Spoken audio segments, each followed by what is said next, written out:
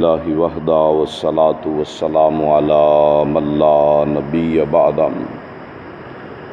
اما بعد فاعوذ باللہ السمیع العلیم من الشیطان الرجیم من ہمزہ ونفخہ ونفثہ بسم اللہ الرحمن الرحیم یا ایہا النبی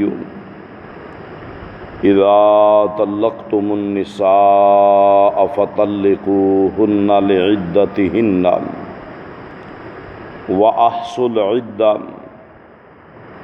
واتقوا الله ربكم لا تخرجوهن من بيوتهن ولا يخرجن إلا أن يأتينا بفاحشة مبينة وتلك حدود الله ومن يتعد حدود الله فقد ظلم نفسه لا تدري لعل الله يحدث بعد ذلك أمرا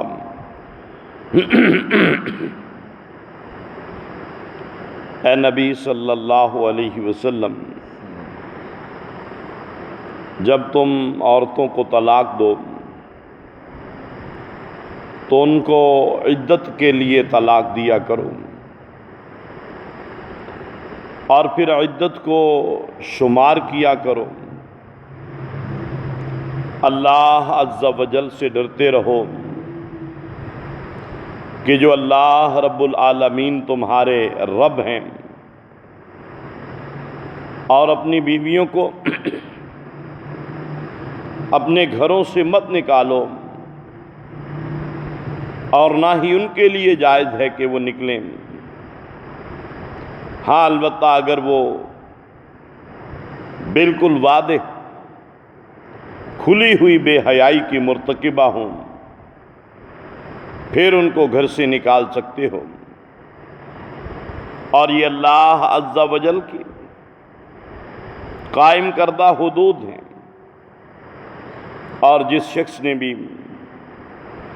اللہ عز و جل کی حدود کو پھلانگا، یقیناً اس نے اپنے نفس پر ظلم کیا، اور آپ نہیں جانتے، ہو سکتا ہے کہ اللہ ذوالجلال والاکرام اس طلاق کے بعد بھی اپنی طرف سے کوئی خیر والا معاملہ وہ کر دیں۔ سورہ الطلاق 28واں پارہ، اس کی پہلی آیت مبارکہ کل بھی آپ کے سامنے اسی آیت مبارکہ کے متعلق چند احکامات ذکر کیے تھے کہ اللہ ذوالجلال والاکرام نے انسانی نسل کی بقا کے لیے، انسان کی عزت اور وقار کی حفاظت کے لیے بڑا ہی پاکیزہ اور بڑا ہی بابرکت نکاح کا نظام قائم کیا ہے، اور دین اسلام نے چونکہ عین فطرت کے مطابق ہمیں احکامات دیے ہیں، اور یقیناً اس مسئلہ میں بھی اللہ پاک نے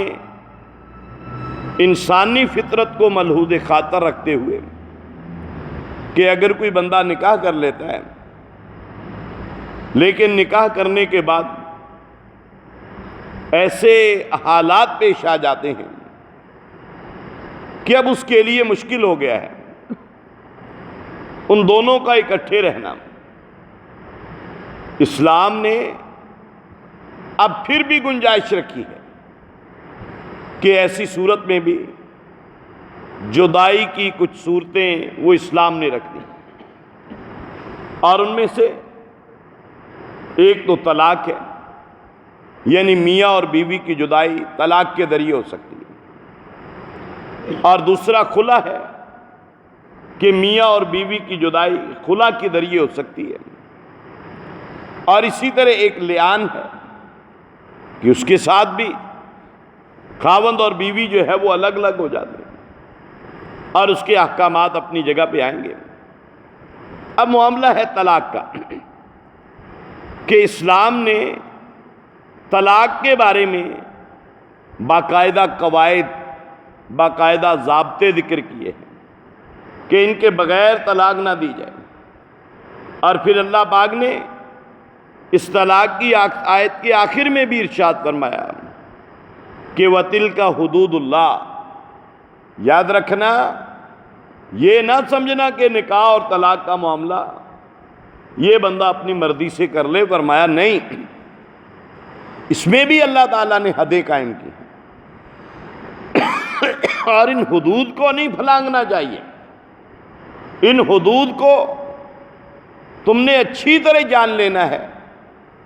اور ان حدود کے اندر رہتے ہوئے اپنے معاملات جو ہیں وہ طے کرنے ہیں۔ اور اس سلسلہ میں پھر اگر کوئی بندہ مجبور ہو جاتا ہے، اب ان کی رہنا اکٹھے مشکل ہو جاتے ہیں، اس کے لیے اسلام نے باقاعدہ طریقہ کار طے کیا۔ سب سے پہلے تو خاوند جو ہے وہ اپنی بیوی کو سمجھائے اور آخری حد تک سمجھانے کی کوشش کرے، لیکن اگر پھر بھی وہ بات نہیں آتی، اب فرمایا اس کو بالکل ہلکے سے انداز میں اگر وہ مارتا ہے جس سے زخم نہ ہو، جس سے جسم پہ نشان نہ پڑے، جس سے ہڈی وغیرہ نہ ٹوٹے، ہلکی سی مار جو ہے اسلام نے اس کی بھی اجازت دی ہے۔ اور اس کے بعد بھی اگر معاملہ نہیں سدھرتا تو اسلام نے کہا کہ ان سے آپ گھر کے اندر ہی تھوڑی سی بے رخی، یا جسے آپ کہہ لیں کہ بستر الگ کر لیا جائے، اور اگر اس پہ بھی بات نہ بنے پھر بھی اسلام کہتا ہے کہ تم نے ایک بندہ عورت اپنی بیوی کے گھر والوں میں سے، ایک اپنے گھر والوں میں سے لیں، اب وہ بیٹھ کے صلح کی کوشش کریں۔ لیکن اگر پھر بھی بات نہیں بنتی، بلکہ اللہ پاک نے فرمایا کہ ان یریدا اصلاحا، اگر یہ دونوں صلح کے لیے دل سے محنت کرے نا تو صلح ہو جائے گی۔ اللہ پاک نے فرمایا، اللہ تعالیٰ یوفق اللہ، اللہ پاک توفیق دے دیں گے صلح کی۔ لیکن اگر پھر بھی معاملہ نہیں بنتا، اب اسلام نے پھر جو ہے وہ فرمایا کہ آخری حد ظاہر بات ہے طلاق کی ہے، اور طلاق کے لیے بھی اسلام نے بڑا پیارا نظام بدا کیا ہے۔ فرمایا کہ ایک تو آپ نے اپنی بیوی کو جب طلاق دینی ہے تو جس طہر کے اندر، پاکیزگی کے دنوں کے اندر آپ نے اپنی بیوی سے مباشرت نہیں کی، آپ اس طہر میں طلاق دیں گے۔ اگر مباشرت کی ہے تو آپ طلاق نہیں دیں گے۔ اور اگلی بات، پھر آپ نے طلاق دینی ہے پاکیزگی کے ایام میں، جن دنوں میں عورتیں نماز پڑھ سکتی ہیں ان دنوں میں آپ نے ان کو طلاق دینی ہے، اور جو پاکیزگی کے ایام نہیں ہوتے ان میں طلاق نہیں دینی۔ اب یہ بھی اسلام نے اس میں شرط عائد کی ہے۔ اور تیسرے نمبر پر فرمایا کہ جب تم نے طلاق دینی ہے تو ایک طلاق دینی ہے، اکٹھی زائد طلاقیں نہیں دینی۔ یعنی آپ صلی اللہ علیہ وسلم نے پھر باقاعدہ فرمایا کہ گواہ بنا کے طلاق دینی ہے، کیونکہ اسلام کے اندر ہر معاملہ کے گواہ دو ہوتے ہیں، تو دو عادل گواہ بھی ہونے چاہیے، پھر جو ہے وہ آپ طلاق دیں۔ اب دیکھیے، پھر طلاق بھی ایک دینی ہے، تین اکٹھی نہیں دینی۔ اب اس بارے میں کسی قسم کا کوئی اختلاف نہیں ہے کسی بھی مسلک کے اندر، کسی بھی فرقے کے اندر، کہ آپ جو ہے ایک طلاق دیں گے، طہر میں طلاق دیں گے، دو گواہ بنا کے طلاق دیں گے، اور پھر آپ اس طہر کے اندر ان پاکیزگی کے ایام میں جن میں آپ نے مباشرت نہ کی ہو، آپ ان دنوں میں جو ہے وہ طلاق دیں گے۔ یعنی یہ شرائط، ان کے اندر کسی قسم کا کوئی اختلاف نہیں ہے۔ ہر مکتبہ فکر کے اندر، ہر مسلک کے اندر طلاق دینے کا مسنون طریقہ یہی ہے۔ اور پھر طلاق ایک دینی ہے، ایک سے زائد نہیں دینی ہے ایک وقت میں۔ کہ بندہ 3 اکٹھی دے دے۔ سارے مسلکوں کے اندر اکٹھی 3 طلاقیں دینا پیارے رسول صلی اللہ علیہ وسلم کی نافرمانی ہے، یہ گناہ والا کام ہے۔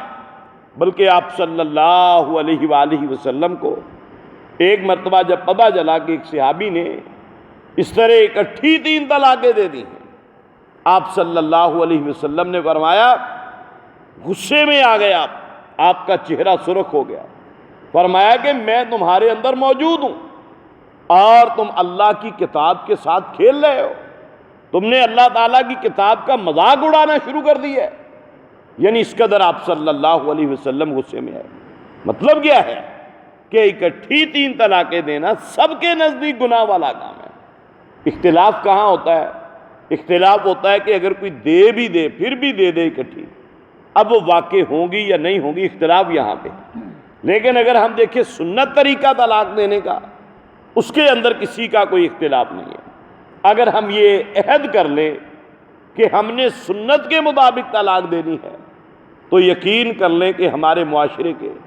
90% سے زیادہ معاملات جو ہیں وہ پہلے طلاق دینے سے پہلے ختم ہو جائیں گے۔ لیکن اگر بندہ سنت کے مطابق طلاق دے دے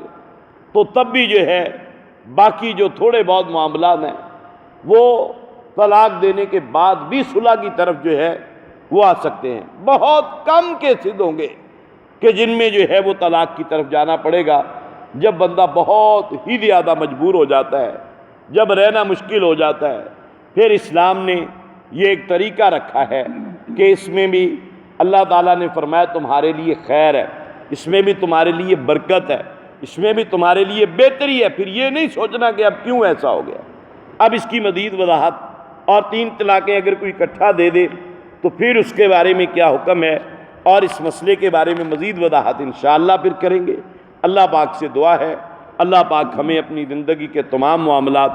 سنت کے مطابق بجا لانے کی توفیق عطا فرمائے۔ وما علینا الا البلاغ المبین۔